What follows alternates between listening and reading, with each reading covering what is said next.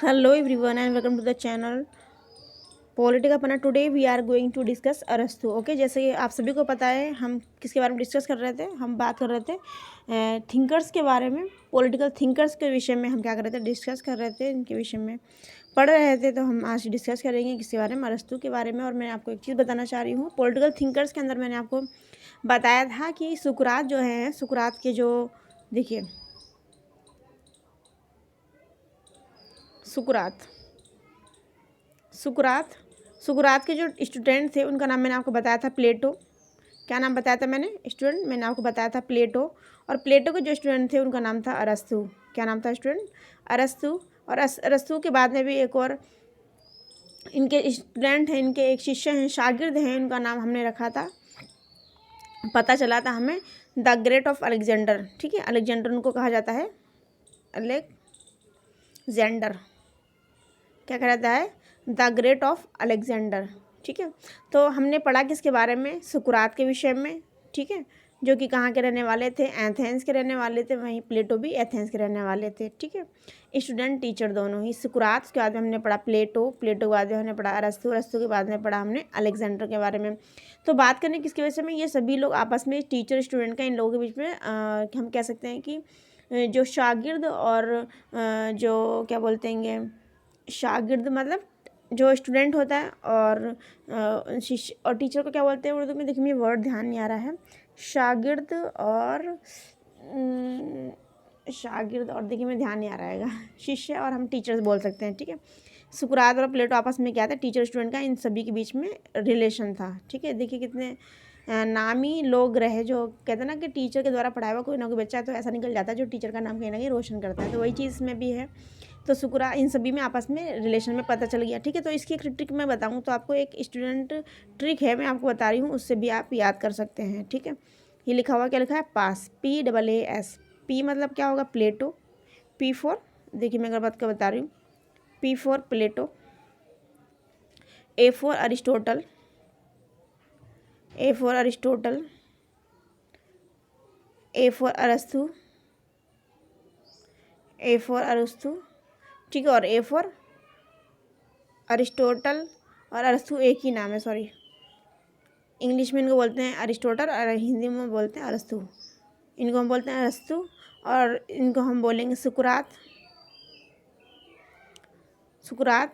और A for the Alexander of great, the great Alexander, the great Alexander, Alexander.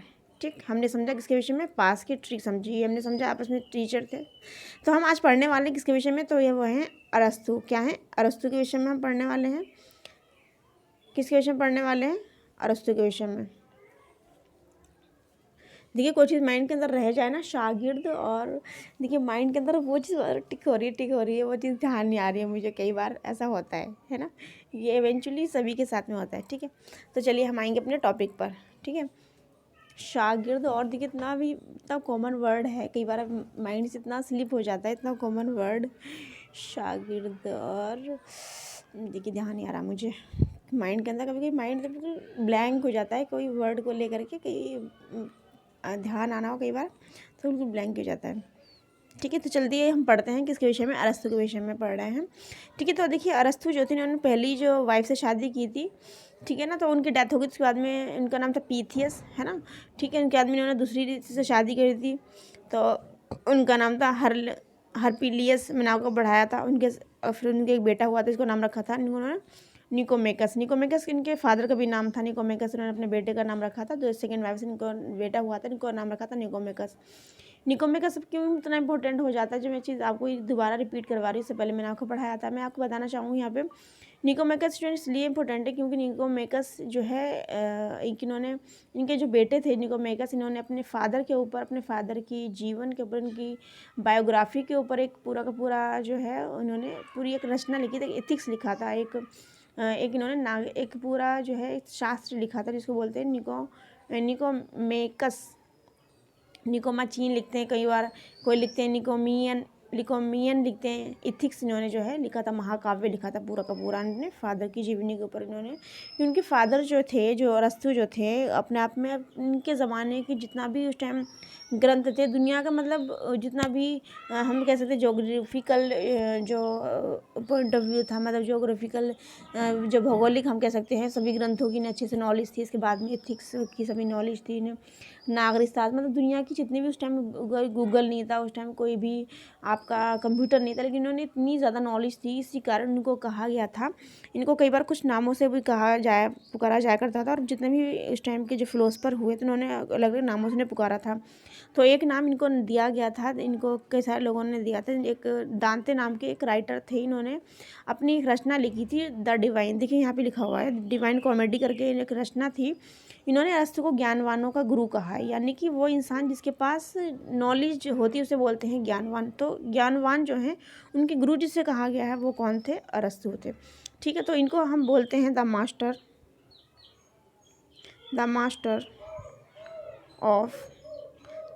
Of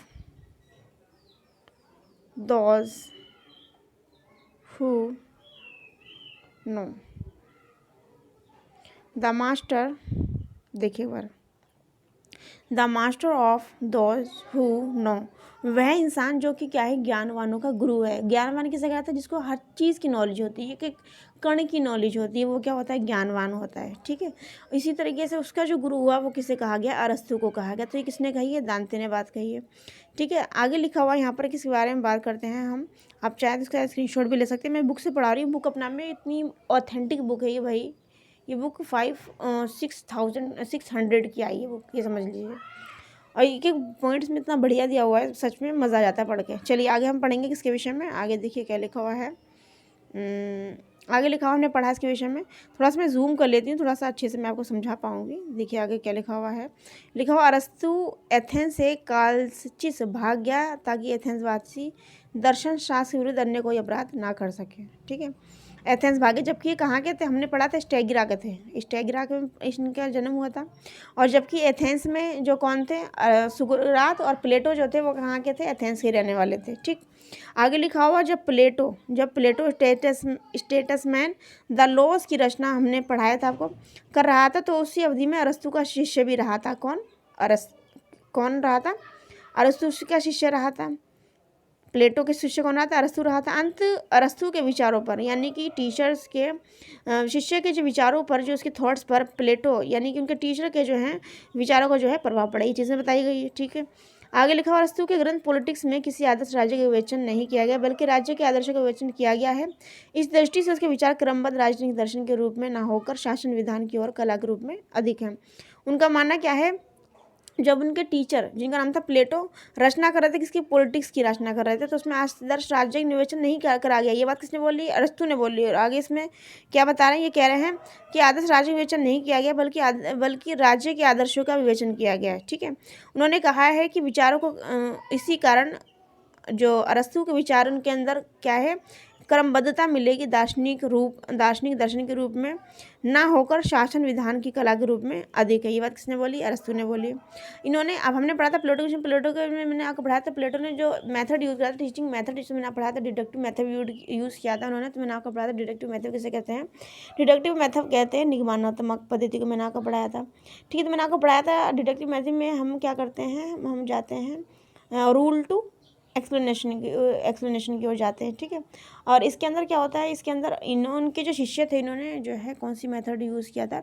इन्होंने method जो है use किया था इंडक्टिव मेथड। ठीक है, इंडक्टिव मेथड ही लिखा हुआ, आगे हम इसको पढ़ेंगे। आगे गुणात्मक मतलब इंडक्टिव मेथड।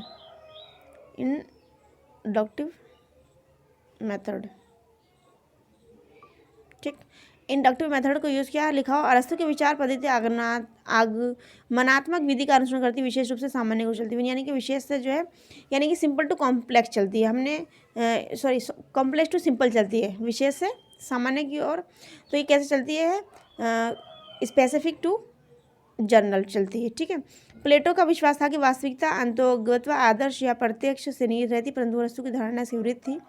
उसके अनुसार प्रत्येक बात में जिसे हम जानते हैं या जिसका हमें अनुभव करते हैं, स्वयं अपना विशिष्ट सार वास्तविकता रखती है। तुलना तथा पर्यवेक्षण मतलब यहाँ पे इंस्पेक्शन की बात की गई है, द्वारा हम वस्तुओं की आंतरिक वास्तविकता का ज्ञान करके सामान्य निष्कर्ष निकालते हैं। यानी कि किसी ने हमें कोई बात बताई है तो हम उसको निष्कर्ष कैसे निकालते हैं, जितनी हमारी थॉट्स है, जितनी हमारी थिंकिंग है, जिसके अंदर हमारे प्रीवियस नॉलेज, उसके अकॉर्डिंग हम उसको कंक्लूजन कर पाएंगे। ठीक है, आइडेंटिफाई कर पाएंगे किसी बात को। ये चीज़ इन्होंने लिखी हुई है, किसने बताई? ये अरस्तू ने। आगे लिखा, प्लेटो, अरस्तु, रूसो, हीगल और ग्रीन आदि आदर्शवादी विचारक हैं। कैसे विचारक हैं? आदर्शवादी। तो हम कहेंगे, क्वेश्चन अगर आता है आदर्शवादी विचारक कौन कौन है, तो मैं आपको यहाँ पर लिख करके बता देती हूँ एक बार आदर्श विचारक कौन कौन है। तो देखिए एक बार, आदर्श विचारक क्वेश्चन आ गया, क्योंकि ऑब्जेक्टिव क्वेश्चन इस तरह से ही आते हैं और उसमें 4 ऑप्शन होते हैं, कई बार ऐसा तो 5-6 भी ऑप्शन होते हैं, तो उसमें हमें आइडेंटिफाई करना थोड़ा सा मुश्किल होता है। इसलिए हम पहले से ट्रिक वाइज यूज़ पढ़ेंगे। तो हम देखिए, हम एक बार लिख के बता देते हैं आपको, आदर्शवादी विचारक। आदर्शवादी विचारक में कौन कौन शामिल है, तो हम उनको पढ़ेंगे। सबसे पहले बात करते हैं किसके बारे में? प्लेटो के विषय में। प्लेटो के बाद में किसके बारे में बात करते हैं? अरस्तु। ये आपस में क्या है? Teacher student. ठीक है, प्लेटो, अरस्तु, उसके बाद में रूसो, उसके बाद में हीगल और क्या है? ग्रीन कलर से मैं लिख रही हूँ, तो आपको ग्रीन को याद करने की जरूरत नहीं, बस आपको माइंड में क्या करना है? सेटअप, अपने माइंड के सेट करना ही चाहिए। हमने पढ़ा किसके बारे में? प्लेटो के बारे में हमने पढ़ा, अरस्तु के बारे में हमने पढ़ा, रूसो के बारे में हमने पढ़ा, हीगल के बारे में हमने पढ़ा, ग्रीन के बारे में। तो ये स्टूडेंट, ये सभी जो है स्टूडेंट, ये क्या रहने वाले हैं? ये हैं आदर्शवादी विचारक। ठीक है, हमने समझा।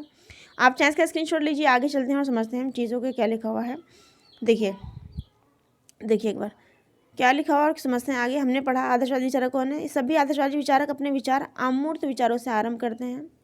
ठीक है, यानी कि अबस्ट्रैक्ट इनके थॉट्स हैं वहाँ से स्टार्ट करते हैं, तथा राज्य और समाज को जो है ये लोग सबसे ज़्यादा क्या करते हैं? प्राइमरी लेवल पर रखते हैं। ये बात इन्होंने बोली है, जो आदर्शवादी विचारक हैं। ठीक है, अरस्तु द्वारा आगमनात्मक यानी कि इंडक्टिव मेथड यूज़ किया, जो हमने पढ़ा तभी लिखा हुआ इंडक्टिव आगमनात्मक विधि यूज़ की है। और द्वंद्वात्मक, जिसे हम क्या बोला? डायलेक्टिक मेथड, जो कि हमने पढ़ा था किसके बारे में? प्लेटो के बारे में। तो डायलेक्टिक मेथड यूज़ किया था प्लेटो ने, वो हमने सफा समझा। आगे लिखा हुआ है अन्वीक्षात्मक यानी कि एक्सप्लोरेटरी, मतलब हम बच्चों को क्या सिखा रहा है, बच्चा क्या एक्सप्लोर कर पा रहा है वो चीज़ें, वो मेथड भी इन्होंने टीचिंग में यूज़ किया।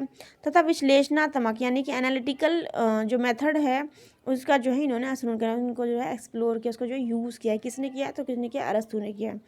आगे पढ़ते हैं प्लेटो का दर्शन। इस प्लेटो का जो दर्शन है सार्वभौम स्वरूप का दर्शन है, जबकि अरस्तु का दर्शन व्यक्तिगत सार का दर्शन है। तो यहाँ पे प्लेटो का दर्शन और अरस्तु के दर्शन में थोड़ी सी डिफरेंशिएट है। वो किस तरह से है लिखा हुआ? प्लेटो का दर्शन जो है यूनिवर्सल रूप में जो है काम करता है, जबकि अरस्तु का जो है वो इंडिविजुअल रूप से काम करता है। तो आज की वीडियो में बस इतना ही। तब तक take care, bye bye, God bless you. Thank you for watching video.